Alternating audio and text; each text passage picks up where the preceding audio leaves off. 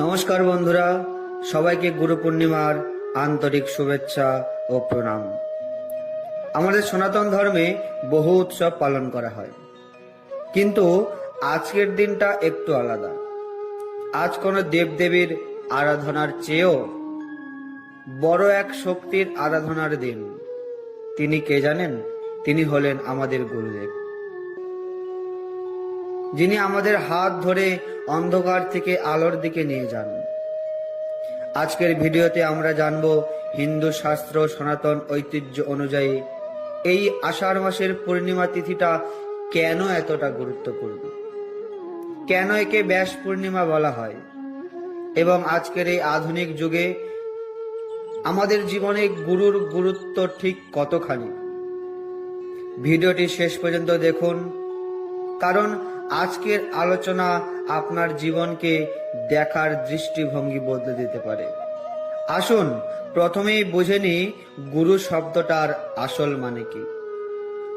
আমরা অনেকেই গুরু বলতে কেবল দীক্ষা গুরু বা স্কুলের শিক্ষককে বুঝি, কিন্তু সনাতন শাস্ত্র এর খুব গভীর একটা ব্যাখ্যা দেয়।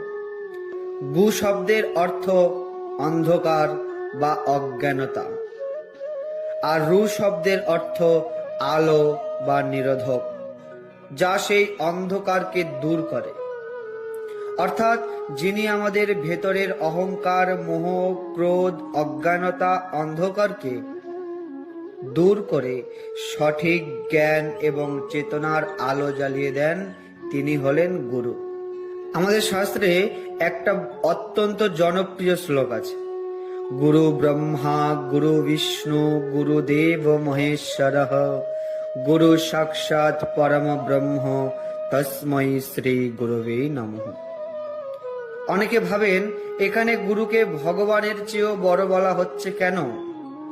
এর কারণ হলো ভগবান সর্বত্র আছেন, কিন্তু আমাদের চোখ তো মায়ায় ঢাকা, আমরা তাকে দেখতে পাই না।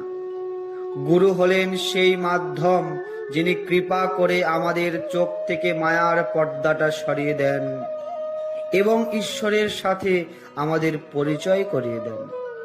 তাই সনাতন মতে গুরুর স্থান ভগবানের ও উপরে।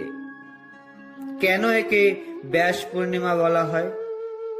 এবার আসা যাক ইতিহাসের পাতায়। এই আষাঢ় পূর্ণিমাকে কেন গুরু পূর্ণিমা হিসেবে বেছে নেওয়া হলো? সনাতন ধর্মে এই দিনটা হলো পরম গুরু মহর্ষি কৃষ্ণ দ্বৈপায়ন বেদব্যাসের জন্মদিন।